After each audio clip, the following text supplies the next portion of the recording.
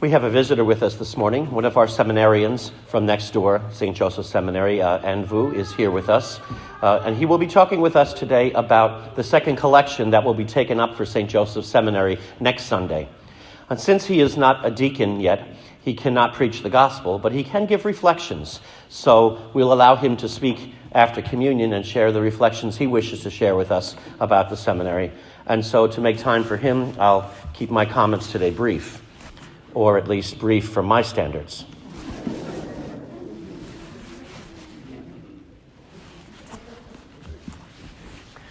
Who are your heroes?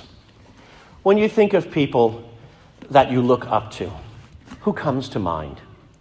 When you ask young people, often it's somebody famous, maybe especially if a child plays sports and he looks up to somebody in that field. My nephew, for example, is big in playing baseball, and I know he would look up to, a few years ago, Derek Jeter, today Aaron Judge, people like that play well, that maybe give them pointers, they model themselves in how they play, and it helps them be the best they can be in their sport. And fair enough, that's certainly appropriate. It's even better if the person is not only a good example of how to play the game, but how they carry themselves off the field. So how they lose with dignity and are not sore winners or anything like that, or in your facing anybody else. So they might look to those people with pride.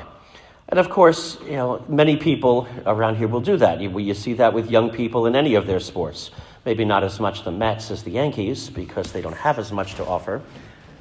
But nevertheless, we do. In fact, actually, you know the difference between a hot dog at Yankee Stadium and a hot dog at Citi Field? You'll be able to buy a hot dog at Yankee Stadium in the postseason.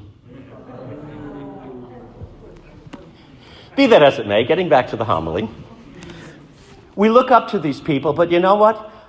Aaron Judge does not know my nephew, and he might be helping him by showing him how to swing well or something like that when he watches him, but he's not making a personal difference in his life in so much as he has taken an interest in him and helped him.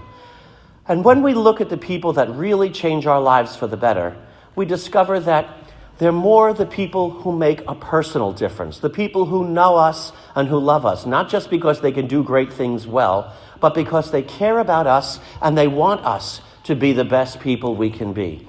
And those end up being our heroes.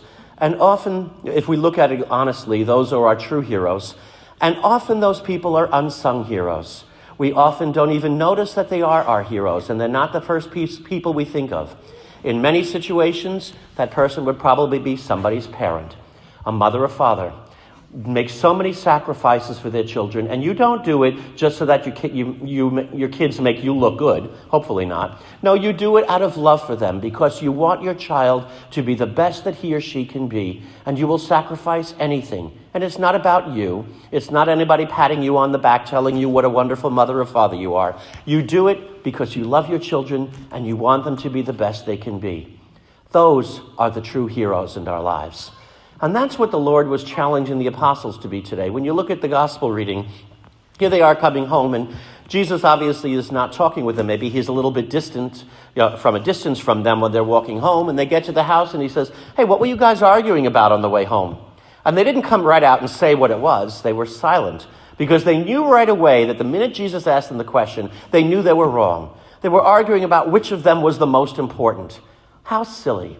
Can you imagine the apostles are sitting there arguing, "Well, I'm more important from you because I came before you. No, I'm more important because Jesus asks me to do more." How silly. How silly they were. And it reminds us that Jesus chose very ordinary men to be his 12 apostles. At a later date, show them to us and we'll see how much they have changed. But they were very normal human beings. And they were giving into what everybody else in the world tries to do. Puff myself up so everyone will tell me how great I am, so everyone will be impressed by me and all the things I have and the medals and the honors and all the dinners and all the stuff that people give us. And yet what happens to people? When they puff themselves up and put themselves on a pedestal, isn't it the natural response of other people is to want to knock them off that pedestal, especially if they feel their pedestal is a little too high for their ego? And how many people have we met that will tell us they have reached the height of their career? They were at the top of their game, whether it was in their career, in their finances, and everything they wanted to be. They had all the prestige, all the cars, and the nice big house that everybody looked at them and went, ooh and ah. And when they stopped back and they said, I have all of that, and what I don't have is happiness. I don't have peace. And how many people honestly look at someone like that and say, I have such respect for that person because he or she is rich? No, the people we admire the most are the people who help us be the best that we can be. And that's the challenge of the Lord today. If we want to make a difference in the lives of other people, well, we have to serve them. Love is not something that we can just demand other people give us. We need to give it first, because love is a giving of one to the other. And so the Lord challenges us, love somebody else. Don't ask them to help you, to tell you how good you are. Tell them how good they are. Help them be the best that they can be, even if they never say thank you, even if they never turn to you and give you a party. If you care about somebody and help them be the best they can be, you are a hero to them, whether they realize it or not. And that's what the type of hero the world needs a lot more of. We need people caring about others, making a difference in the lives of other people, and not just trying to make everybody pat me on the back and tell me how wonderful I am. No, the Lord says, if you wish to be great, put your life at service of another. When we do that, that's when we will find happiness. That's when we will find true love. That's when we will like ourselves the most, when we know we've made a difference in the life of at least even one other person. And maybe that person will tell us, thank you, you're a hero to me. And if so, that's wonderful.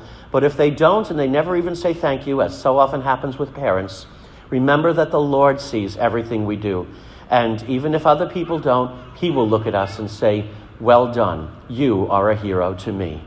Now enter into my kingdom and share my glory. May Jesus Christ be praised, now and forever.